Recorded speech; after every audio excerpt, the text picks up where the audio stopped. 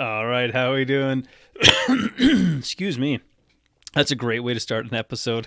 I just have to clear my throat after the fact.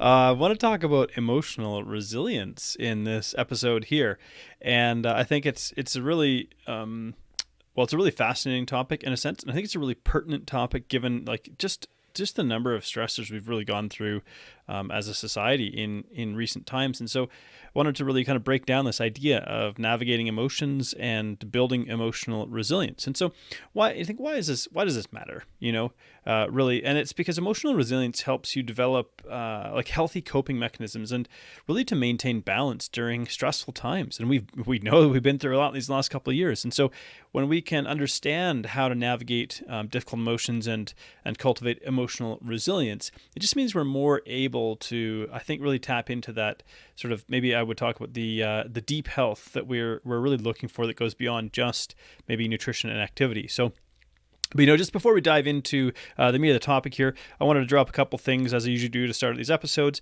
If anything I share with you really resonates with you, you'd like to unpack this a little bit more, maybe get a bit more guidance on this or personalization for this, you're always welcome to book a free 15-minute chat with me. You just go to freedomnutrition.rocks.slash/let's chat, LETS chat. And I've got a book. Well, it's an ebook called Crush Your Cravings. So you can go to freedomnutrition.rocks/book if you want to get a copy of that. And I do have 3 free 7-day challenges. I always have a hard time saying that one. It's a bit of a tongue twister, but freedomnutrition.rocks, ROCKS/7-day challenge, no spaces. And that'll take you to where I got 3 of those. We've got Fat Loss Fundamentals, we've got End Emotional Eating, and Build Your Roadmap. So here's how we take all this information and turn it into a roadmap to move you forward. And I provide those resources because maybe you're not in a place where you can invest in coaching. You're not ready to invest in coaching, but it's something that can get you moving forward on your journey to health. So those are the things that I offer people just to really help them move forward with their health journey. So when's the last time you experienced really strong emotions that felt kind of difficult to manage? I want to share, this is a bit more of a funny story, but I want to use it to highlight something here. And so I want to share with you the time that a stick nearly made me jump out of my skin. So I was walking down a trail near my house and I went to put my foot down and then something caught my eye and I freaked out and I jumped back and I nearly fell over.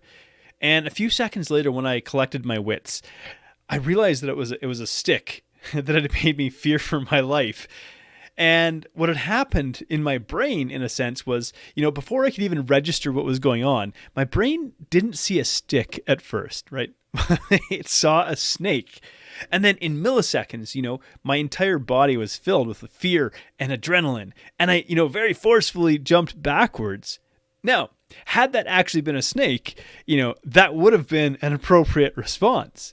My brain went snake, and there was this immediate flood of the emotion fear. And then there was a reaction really before I could think. And so what's interesting about emotions is someone said they're kind of like an action blueprint. The connection of fear plus snake equals jump back and forcefully prepare to run. So like an emotion triggered a response to my body and gave me instructions. Here's what you're supposed to do when you feel this emotion because of this stimulus, and so and I share that because maybe I just wanted to highlight that while emotions are incredibly useful and they're helpful for our survival, sometimes they get things a little bit wrong and they can create really powerful responses in our body. And so because just like my eye looked at the stick and registered snake for some reason, it was what we see is filtered through a lens of perception that's been shaped kind of by a previous life experience. Now, I don't have a lot of experience stepping on snakes. I did live in Australia for a period of time. I did work in rural Australia where they do have a lot of snakes, and I did have to look out for them at one point in time. But why in Canada when I'm quite certain the most dangerous snake I'm going to find where I live is like a garter snake, and it would probably peck at my shoelace or something like that. But my brain saw a stick and said snake. And so it's just interesting to think that our brain can misinterpret a situation and generate an emotion and quite a strong emotional response. And so, and maybe that's something kind of interesting to reflect on is maybe what's an experience you've had where we could say maybe your emotions led you to misread the situation and really generated a strong kind of stressful response in your body. So, thinking about emotional resilience and kind of my snake stick story. Say that one fast. Snake stick story. I don't think anyone was around to see it, but and I felt kind of silly. and maybe that happens. It's like when someone walks into a room and you jump and you feel kind of silly afterwards. But had anyone witnessed it, I might have actually felt quite embarrassed or ashamed, and maybe even kept thinking about it over and over again, like, why did I do that, and so on.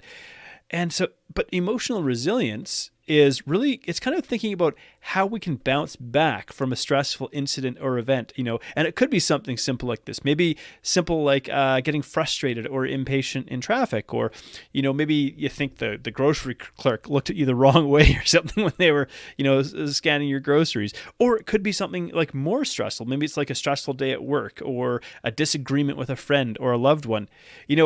If we can learn how to take these situations in stride, instead of letting them derail us really for, sometimes days or weeks. And I know that's been my experience really, is there have been times where situations could really throw me off, and it could be a small situation, but it could have thrown me into kind of a spiral for days and weeks.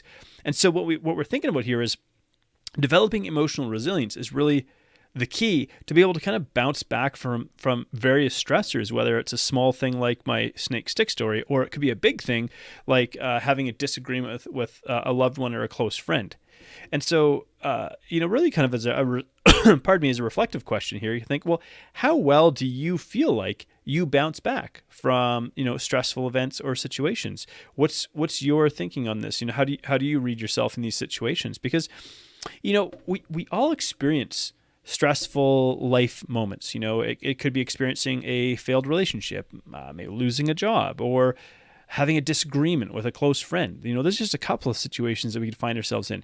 And as a result, when we go through something stressful, like these moments in life, they kind of test our confidence. They test our ability to bounce back. And this idea of bouncing back kind of refers to this emotional resilience that I've been talking about. We could say it's how we recover, cope, and maybe move forward after a stressful event. And so emotional resilience is a thing that helps you overcome kind of these day-to-day stressors that might be triggered. And we could say that as you become a highly resilient person, you can roll with the punches a little bit more easily and recover a little bit more quickly, and you won't experience maybe major disruption to functioning. But if we struggle with something like emotional resilience, we may find ourselves facing several challenges. For example, stress can become so intense that it prevents us from moving forward and really managing day-to-day responsibilities. It can lead to some health ramifications like fatigue or insomnia, maybe some headaches or some stomach issues, just things like this, where the stress starts to create a physiological or a physical response in the body. And so in sharing all of this, to get to the heart of what I wanted to touch on really is, if you feel like maybe emotional resilience is something you struggle with, I really want to share with you just a couple of things that you can do to help you overcome tough times and really become more emotionally resilient so you can navigate some of the stressful situations like we have in life.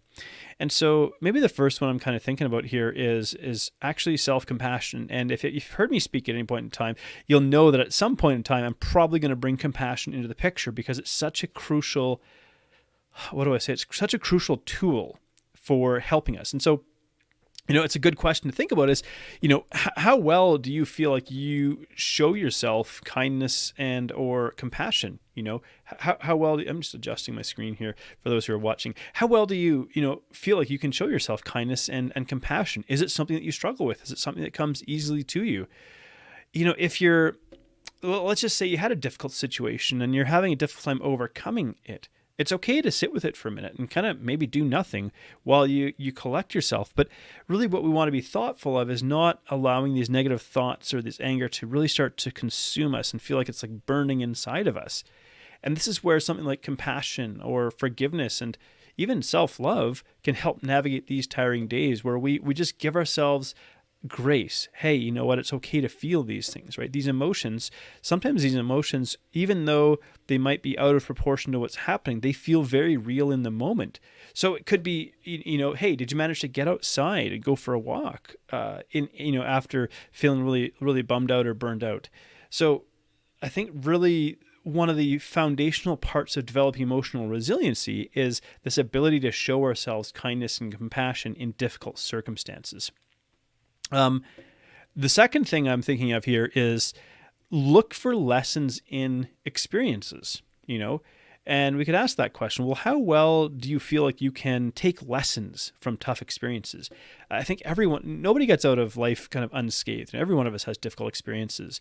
And so let's say maybe you find yourself in a difficult situation and the outcome you're going through right now is probably not the one that you're wanting. But if you step back and ask these questions, is there something I can learn from it? Well, what can I learn from it?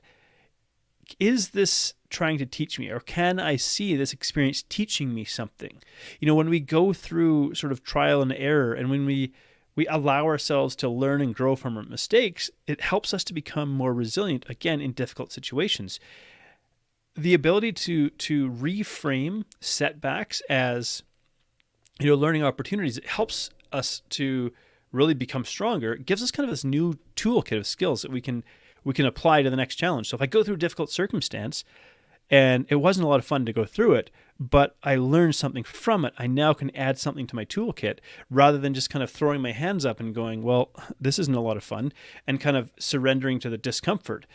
Really, it's like embrace these struggles in a sense as, hey, it's a chance to do a bit of learning here.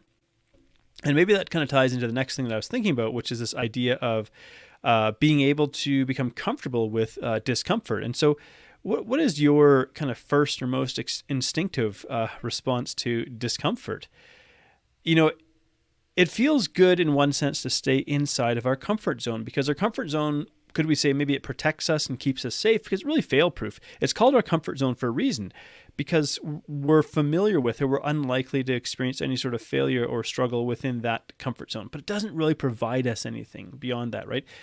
And we maybe are afraid to step outside of our comfort zone, and we think about how there's emotions connected to, whether it's fear or uncertainty, connected to stepping outside of our comfort zone. And really, when we could say, you know what, it's normal to feel unsure of ourselves sometimes, and maybe even question our abilities.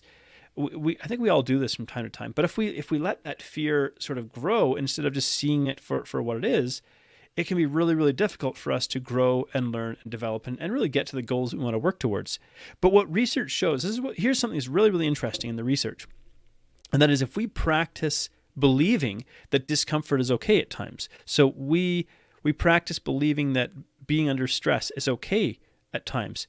We actually are more capable of overcoming stress. So it's this really interesting, almost like a mind over matter situation here, when we believe that we have the ability to navigate stressful experiences, we are actually more able to deal with difficult experiences. And then the last thing that I was thinking about here is just, what are some of the stressful things that you have in your life currently? So this idea of maybe evaluating our stressors. And so we all have, ultimately, because some of these things are great for developing emotional resilience. It's really, really fantastic to use these tools to develop emotional resilience.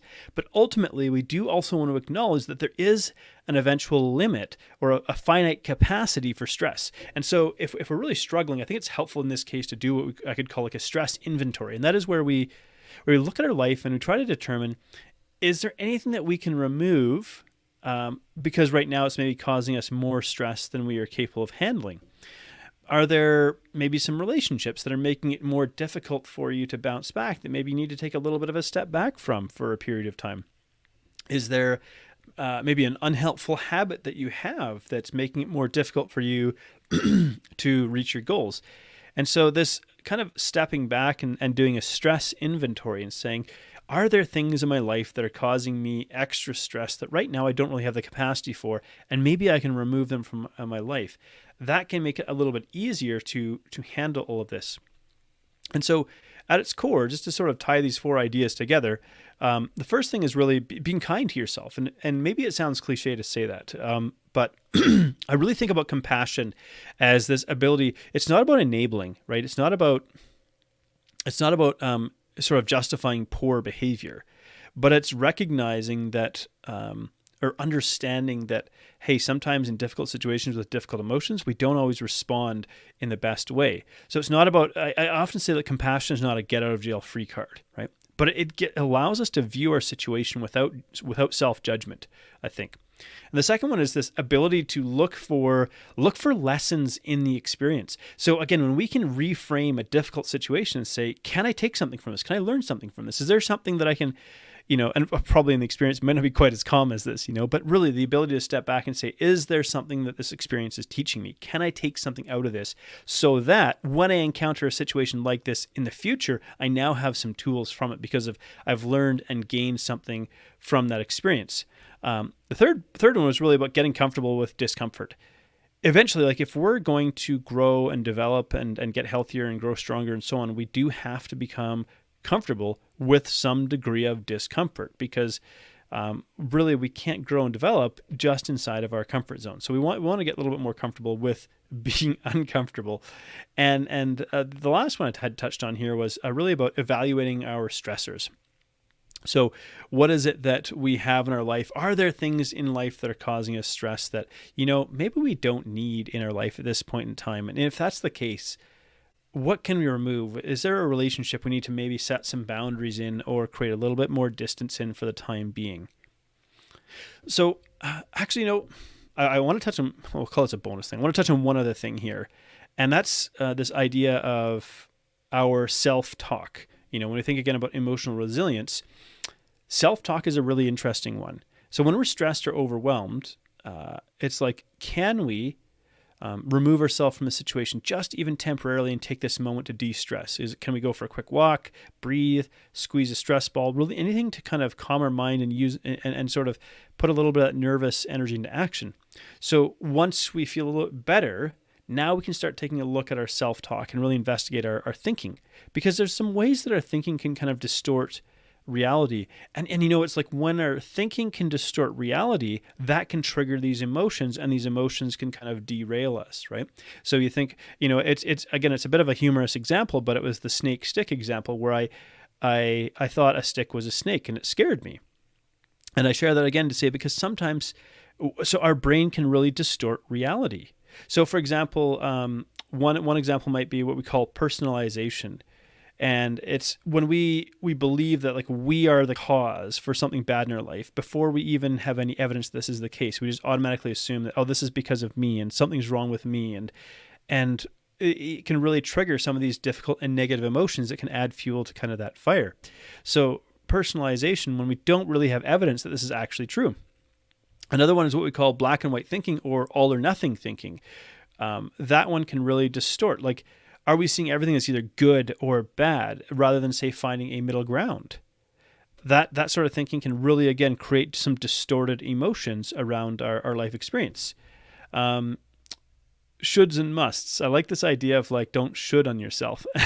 I've heard that one said a few times and it's always made me chuckle, right? But it's like, are we placing high expectations on ourselves and then criticizing ourselves for not fulfilling these impossibly difficult expectations?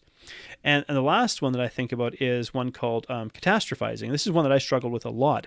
And that's when we take a situation and we assume the worst case scenario and let our brain really run with it. And again, with our brain doesn't distinguish necessarily between what we're visualizing in our head and our lived physical reality. And so because of that, it can really, again, trigger some strong emotions and kind of derail us. And so ultimately what we're thinking about here is when we can learn to understand our thoughts, it can actually just give us some powerful information to kind of take back control here. And so ultimately, I hope that this is giving you something to think about just with regards to developing more emotional resilience, because if we become more emotional, we're going to experience emotions in life. We're going to experience difficult times in life. That's just a given. But we can become more emotionally resilient. It becomes easier to bounce back. It doesn't become easy, but it becomes easier to bounce back from the difficult situations. So again, if anything that I've shared here, if you felt like, hey, you know what, this was helpful, I'd like to learn a bit more about this, you can always go to freedomnutrition.rocks/let's chat and book a free 15-minute chat with me. We'll figure out, hey, what's got you stuck and maybe what from this can we take and apply to you and help you get unstuck. So thanks again for tuning in. It's been great to have you. Hopefully you've got some value from this and look forward to seeing you in the next episode.